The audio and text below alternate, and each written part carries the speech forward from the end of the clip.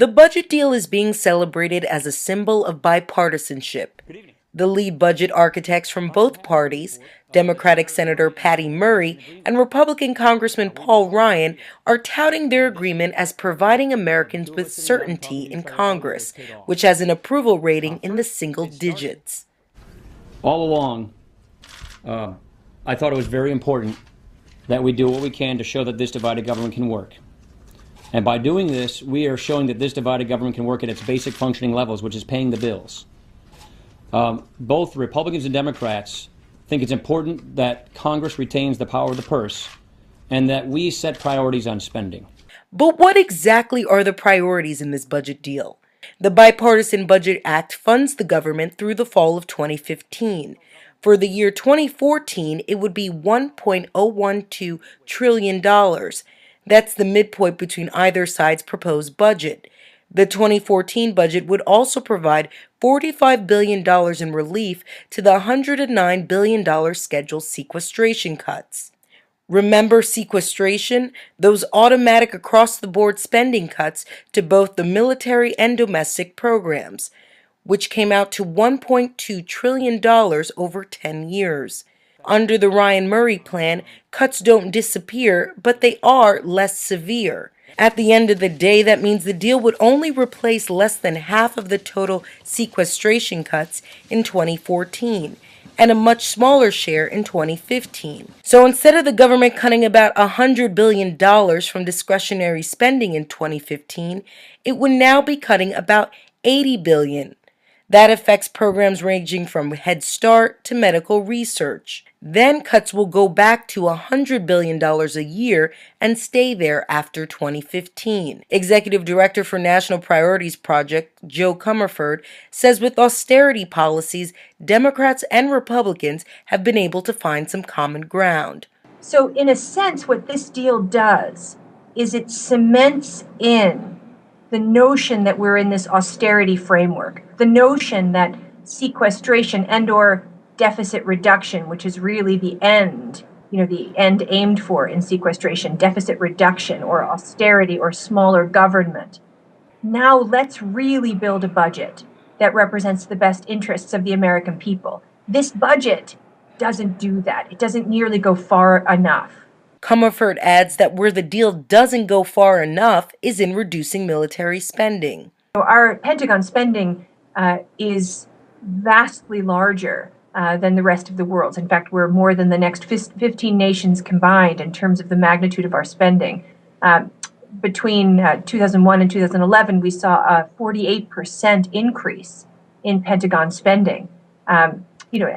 So huge leaps forward, much driven by the U.S. wars in Iraq and Afghanistan, but not exclusively.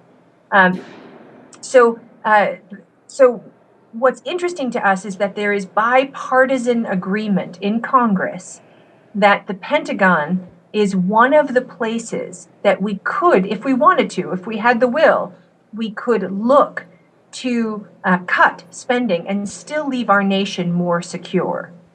Folks in the Pentagon, and actually folks on the left, folks on the right, talk about the 21st century security threats or threats to security. They're not answered by the F-35. They're not answered by nuclear weapons. They're not answered by other Cold War relics that we keep paying huge sums for. What's interesting in this budget deal is that it actually adds $23 billion back to the Pentagon, which is actually itself not able to track where the money is going.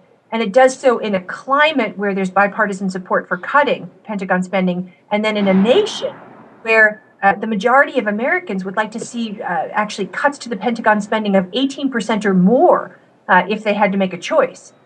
On December 10th, activists gathered on the Hill to make sure that Congress chooses to support the most vulnerable communities. They went to Congressman Ryan's office to deliver letters and petitions asking Congress to cut the military budget and support domestic needs. So we're asking for the military budget to be cut by 25 to 50%, and for us to fully fund human needs, including healthcare as a human right under a Medicare for All system, education through college, which should be a public right, and to create a jobs program. On the Hill, progressive Democrats have argued for similar budget priorities, like cutting the military spending and cutting corporate tax loopholes.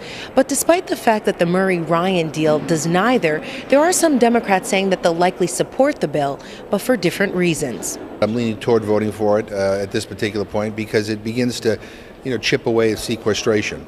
The needle is starting to move in the right direction, not where I want it to be. But it will alleviate some of the terrible impacts of sequestration next year, which means the fewer kids will lose Head Start.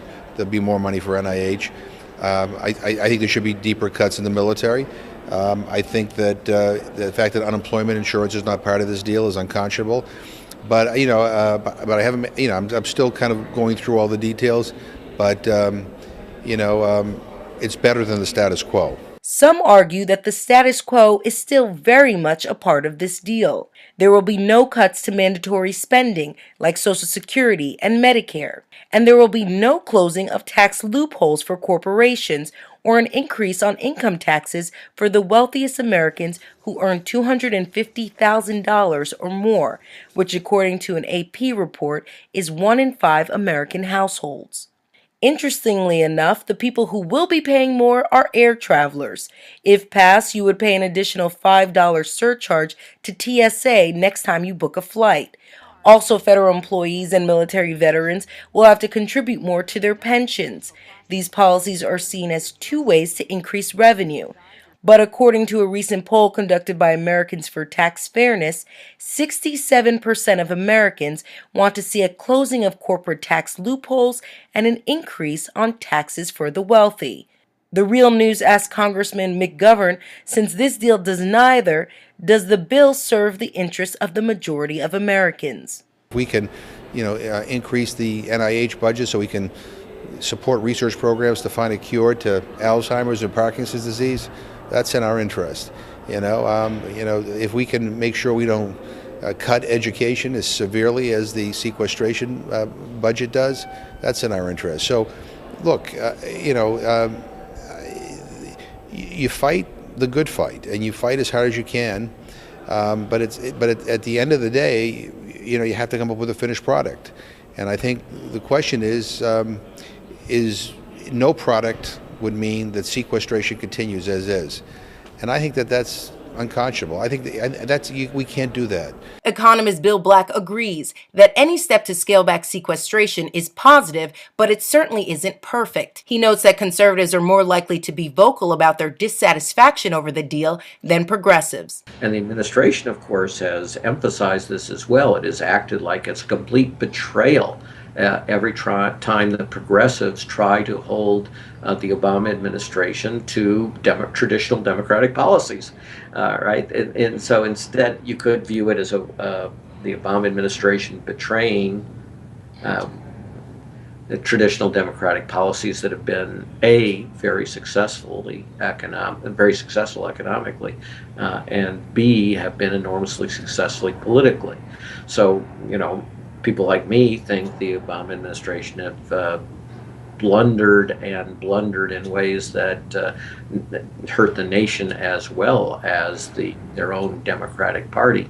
So I agree, but this is how different the right and the left are.